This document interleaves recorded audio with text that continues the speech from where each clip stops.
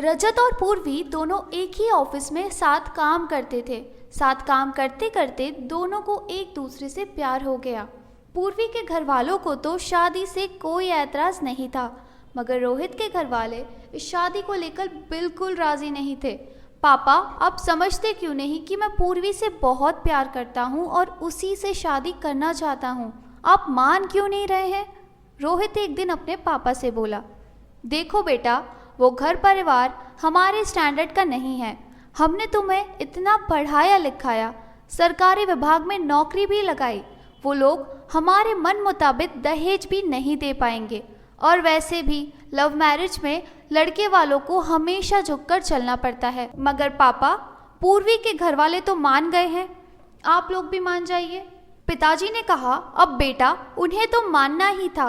घर बैठे इतने अच्छे प्रतिष्ठित परिवार का सरकारी नौकरी वाला दामाद जो उन्हें मिल रहा था। पिता और बेटे की बहुत देर तक बहस होने के बाद जब बेटा नहीं माना तो हार कर भी पिता ने हाँ कर, मगर अपनी कुछ शर्तें रखी।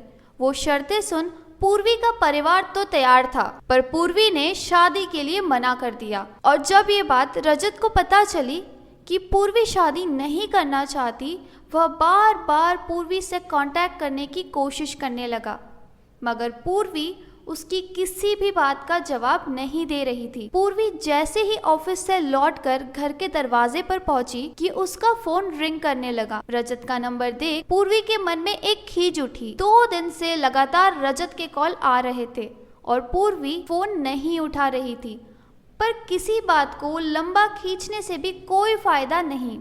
यही सोचकर उसने फोन उठा लिया। हेलो, तो तुमने क्या सोचा? रजत ने पूर्वी को हेलो बोलते ही सवाल पूछा।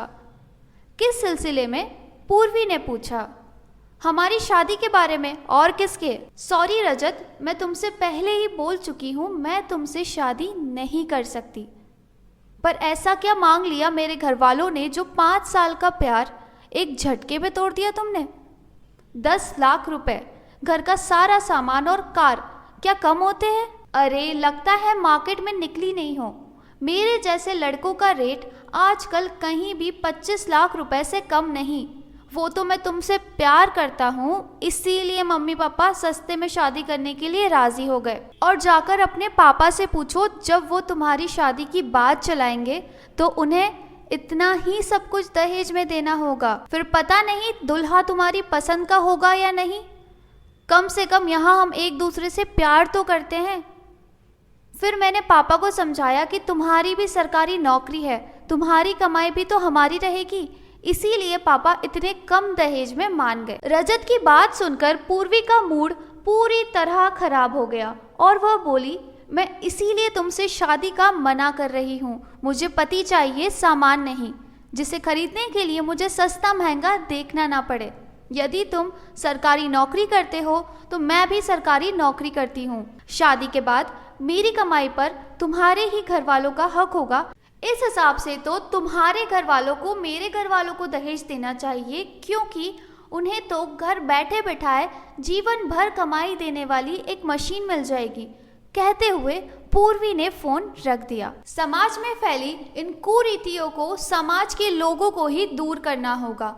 दहेज के लोभी को भी कड़ा संदेश देना अवश्य हो गया है कि वो बहू को घर लाते हैं जो कि उनके घर की लक्ष्मी है, ना कि वह किसी धन कुबेर को उठाकर लाते हैं जो कि उनके घर आकर धन की वर्षा करे। दोस्तों, इस स्टोरी को लेकर आपका क्या कहना है हमें कमेंट में ज़रूर बताएं।